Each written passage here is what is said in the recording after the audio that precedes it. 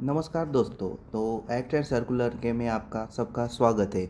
आज हम देखेंगे employees provident fund and miscellaneous provision act 1952 का पार्ट 3।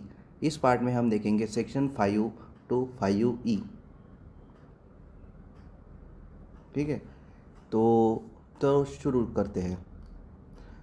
तो इस सेक्शन में हम देखेंगे कि एम्प्लॉयज़ प्रोविडेंट फंड स्कीम कैसे चालू हुआ, ईपीएफ का जो पैसा है वो कौन मैनेज करता है, सेंट्रल बोर्ड ऑफ ट्रस्टी क्या होते हैं, एग्जीक्यूटिव कमेटी कैसे फॉर्म करती है, उसका क्या काम रहता है, इसके अलावा स्टेट बोर्ड जो कमेटी है वो कैसे फॉर्म होती है, उसका काम क्या रहता है, इसके अलावा ईपीएफओ में जो डिफरेंट ऑफिसर होते हैं वो कैसे अपॉइंट किए जाते हैं, एंड उसको एंड पावर डेलीगेशन का क्या यूज़ है, ये सब हम आज डिटेल में पढ़ेंगे स्टेप बाय स्टेप। तो सबसे पहले चालू करते हैं section 5 employees provident fund scheme. Okay, तो ईपीएफ जब आप पढ़ते हैं तो सबसे पहले आपका क्वेश्चन ये आता होगा कि ईपीएफ स्कीम मतलब होता क्या है। तो इसका सिंपल सा आंसर ये है कि सेंट्रल गवर्नमेंट जो है ऑफिशियल नोटिफिकेशन, ऑफिशियल गैजेट में नोटिफिकेशन के द्वारा एक स्कीम पब्लिश करती है जिसे हम एम्प्लॉय प्रोविडेंट फंड स्कीम ऐसे कहते हैं। ये सेक्शन 5 हमें बताता है। इसके अलावा ईपीएफ स्कीम में कौन से एस्टेब्लिशमेंट कवर्ड होते हैं, एम्प्लॉय कवर्ड होते हैं, कंट्रीब्यूशन कैसे होता है, उसके अलावा उसमें विड्रॉल कैसे किया जाता है, एडमिनिस्ट्रेशन कौन करता है, अकाउंट्स कैसे मैनेज करते हैं, ये सब हम सेक्शन 5 में देखेंगे। और दूसरी इम्पोर्टेंट बात यह है कि ये जो स्कीम तैयार होती है जैसे कि एम्प्लॉय प्रोविडेंट फंड स्कीम, ये फॉर्म होने के बाद वैसे तो ये EPS scheme employ provident fund and miscellaneous provision act के अंतर्गत फॉर्म होती है, लेकिन इसको ये फंड प्राइवेटली ओन नहीं रहता है, इसको central board of trustee manage करते हैं। और central board of trustee manage करते हैं एंड गवर्नमेंट जो है इसको प्रोस्पेक्टिवली और रेट्रोस्पेक्टिवली मतलब डायरेक्टली या इनडायरेक्टली तरफ से मैनेज करती है। ओके, तो ये सभी रहा सेक्शन 5 के बारे में। तो अभी हम देखते हैं सेक्शन 5A सेंट्रल बोर्ड के बारे में। तो सेक्शन 5A ओके, तो सेक्शन 5A हमें डिटेल में ये बताता है कि सेंट्रल बोर्ड ऑफ ट्रस्टी ये कैसे फॉर्म होते हैं, यानी मतलब ये जो सेंट्रल बोर्ड में कितने कितने मेंबर आते हैं और उसमें उसके जो अपॉइंटमेंट है किसके द्वारा किए जाते हैं, और उसके जो रोल्स और जो भी है फंक्शंस क्या है, ये सभी हम सेक्शन 5A में डिटेल में पढ़ते हैं। तो सेक्शन 5A में सबसे पहले तो आता है 1 चेयरमैन, उसके बाद आता है वाइस चेयरमैन जो कि सेंट्रल गवर्नमेंट के द्वारा अपॉइंट किए जाते हैं। इसके अलावा एक सेंट्रल प्रोविडेंट फंड कमिश्नर रहते हैं जो कि एक्स ऑफिशियल मेंबर रहते हैं। यहाँ तक इसके बाद गवर्नमेंट ऑफिशियल रहते हैं जो कि सेंट्रल गवर्नमेंट के द्वारा अपॉइंट किए जाते हैं। इसके बाद स्टेट गवर्नमेंट के रिप्रेजेंटेटिव रहते हैं। उसके बाद एम्प्लॉयर के कुछ मेंबर रहते हैं और उसके बाद एम्प्लॉय के कुछ मेंबर रहते हैं। ऐसे टोटल 7 डिफरेंट कैटेगरी से पर्सन अपॉइंट किए जाते हैं जो कि सेंट्रल बोर्ड ऑफ ट्रस्टी में आते हैं। ओके, तो आपको ये तो पता चला कि सेंट्रल बोर्ड में कितने कितने मेंबर होते हैं और कौन से मेंबर होते हैं।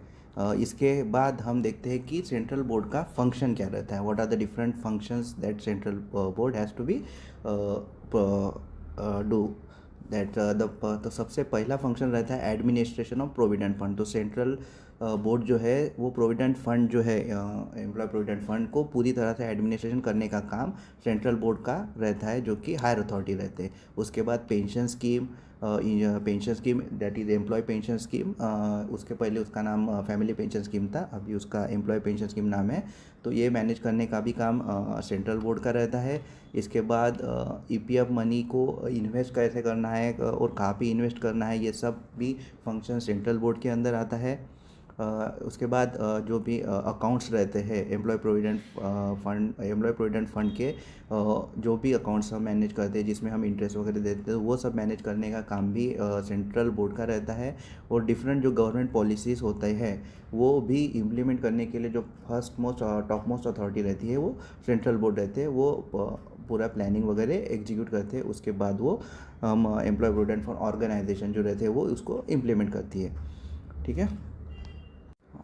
सेंट्रल बोर्ड का एक और इम्पोर्टेंट काम ये होता है कि सेंट्रल बोर्ड जो है वो एनुअल अकाउंट्स जो भी रहता है वो प्रिपेयर करता है। और वो जो एनुअल अकाउंट प्रिपेयर जो सेंट्रल बोर्ड करता है उसको ऑडिट करने का काम हर साल के लिए comptroller and auditor general of India यानी कि कैग का रहता है।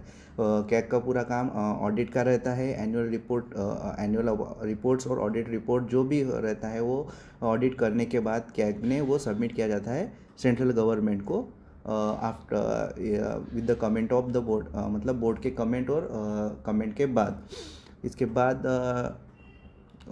बाद वो पूरा रिपोर्ट जो है वो पार्लियामेंट में प्लेस किया जाता है फॉर ट्रांसपेरेंसी एंड अकाउंटेबिलिटी। तो ये सभी काम जो है वो सेंट्रल बोर्ड के रहते हैं। यहाँ पे हम देख सकते हैं कि 7.7 यहाँ पे लिखा है ऑडिट रिपोर्ट पूरा फॉरवर्ड किया जाता है सेंट्रल बोर्ड का कैग का सेंट्रल गवर्नमेंट को, जो कि पार्लियामेंट में प्रेजेंट किया जाता है। ओके, तो ये हो गया सेंट्रल बोर्ड का डिफरेंट कैसे कैसे मेंबर होते हैं। इसके बाद उसके फंक्शंस क्या रहते हैं, उसके बाद ये उनका क्या मेन रिस्पॉन्सिबिलिटी क्या होती है। ओके, तो इसके बाद हम देखते हैं section 5AA which is called executive committee. Executive committee कैसे फॉर्म होती है, एग्जीक्यूटिव कमेटी के फंक्शंस क्या होते हैं, इसमें कौन से मेंबर होते हैं, ये सभी हम देखते हैं सेक्शन 5AA में। तो आगे हम शुरू करते हैं। ओके, तो एग्जीक्यूटिव कमेटी का मोस्ट इम्पॉर्टेंट एंड फॉरमोस्ट काम जो है वो सेंट्रल बोर्ड को असिस्ट करना होता है। क्योंकि ये देखिए EPFO में lakhs and crores of employee रहते हैं। और इस पूरे एम्प्लॉयज़ के लिए पॉलिसी फॉर्मेशन तो नहीं कर सकते, इम्प्लीमेंटेशन या फिर मैनेजमेंट या फिर अकाउंट ऑडिट या करना, ये सभी काम करना अब बहुत ज़्यादा टाइम कंज्यूमिंग या फिर बहुत ज़्यादा वक्त लगता है। इसके लिए सेंट्रल बोर्ड के नीचे भी एक कमेटी फॉर्म की जाती है जो सेक्शन 5AA की, जो सेंट्रल बोर्ड को इस सभी काम में असिस्ट करती है। Section 5A provide for executive committee. The central government ये कमेटी बनाती है और इसका काम रहता है कि सेंट्रल बोर्ड को डे टू डे में एडमिनिस्ट्रेशन करना। तो ये कमेटी में भी जैसे कि देख सकते हैं आप, चेयरमैन रहता है। इसके बाद गवर्नमेंट के कुछ रिप्रेजेंटेटिव रहते हैं, स्टेट रिप्रेजेंटेटिव रहते हैं, employ representative and employer representative, और एक official member of central provident fund commissioner. तो इस तरह से ये कमेटी बनाई जाती है। और इस कमेटी का मेन इम्पोर्टेंट काम रहता है कि सेंट्रल बोर्ड को डे टू डे लाइफ में एडमिनिस्ट्रेशन में हेल्प करना या फिर असिस्ट करना। तो यही है सेक्शन 5AA में। इसके बाद हम आगे बढ़ते हैं section 5B। Section 5B that is state board. तो स्टेट बोर्ड के बारे में पढ़ते हैं थोड़ा। तो सेक्शन 5B स्टेट बोर्ड, और सेक्शन 5C जो है बोर्ड ऑफ ट्रस्टी और टू बॉडी कॉरपोरेट। ये दोनों भी एक में एक ही तरह के, मतलब एक दूसरे को ये है क्या बोलते हैं, निगड़ित है। यानी कि ओके, तो सेक्शन 5B जो है इसमें हम देख सकते हैं कि सेंट्रल गवर्नमेंट जो है डिफरेंट स्टेट से कंसल्ट करने के बाद एक स्टेट बोर्ड कमेटी असाइन करती है। तो यानी कि देखिए EPFO जो है ये ऑल ओवर इंडिया वर्क करता है। इसके डिफरेंट जो रीजनल ऑफिस है, जोनल ऑफिसेस बनाए गए हैं। और वो जो कि अलग अलग स्टेट में, तो अलग अलग स्टेट में थोड़े अलग अलग जो है पॉलिसीज़ इम्प्लीमेंट बनाना पड़ता है फॉर स्पेसिफिक स्टेट के लिए अलग अलग जो भी रहेंगे, जैसे नॉर्थ ईस्ट के लिए कोई नॉर्थ ईस्ट के लिए स्पेसिफिक अलग कुछ पॉलिसी बनाना होगा तो सेंट्रल गवर्नमेंट उस स्पेसिफिक स्टेट से कंसल्ट करके एक स्टेट बोर्ड कमेटी बनाती है जो कि यही काम जो है इम्प्लीमेंट जो सेंट्रल बोर्ड का और एग्जीक्यूटिव कमेटी का जो काम रहेगा एडमिनिस्ट्रेशन का, तो यही काम विद इन स्टेट में काम करते हैं। तो इनका जो एक दायरा जो है विद इन स्टेट रहता है, जो कि ईपीएफ स्कीम को बेटर इम्प्लीमेंटेशन रहता है विद इन स्टेट। ओके, और सेक्शन 5C जो रहेगा वो रहता है board of trustee to body corporate. या इसका मतलब इसका मतलब ये है कि जो परपीचुअल सक्सेशन हो गया, कॉमन सील हो गया, power to acquire property, power to sue, ये सभी काम जो है EPF employ provident fund act या फिर स्कीम के अंतर्गत जो भी है ये खुद कर सकती है। मतलब ये किसी के लिए और डिपेंडेंट नहीं है।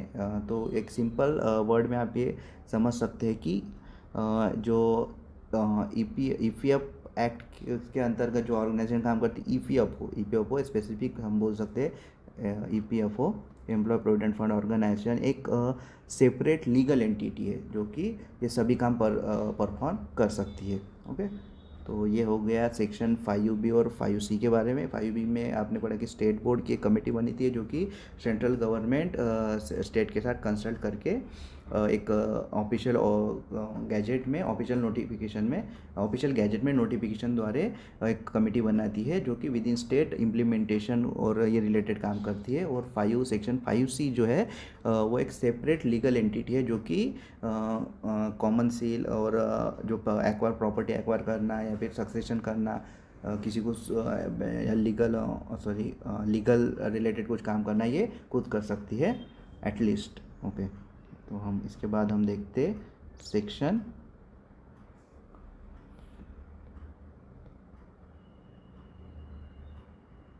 5D। ओके, इसके बाद हम देखते section 5D appointment of officer. Okay, तो अपॉइंटमेंट ऑफ ऑफिसर में आपको सबसे पहले ये समझना पड़ेगा कि employ provident fund and miscellaneous provision act ये 1952 ये सबसे टॉप मोस्ट हो गया।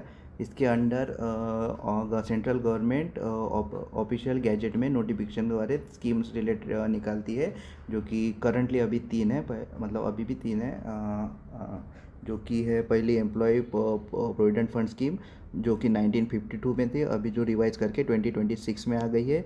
इसके अलावा एम्प्लॉय पेंशन स्कीम जो कि 1995 में थी सबसे लेटेस्ट में, अभी वो भी 2026 में रिवाइज होके आई है। और एम्प्लॉय प्रोविडेंट एम्प्लॉय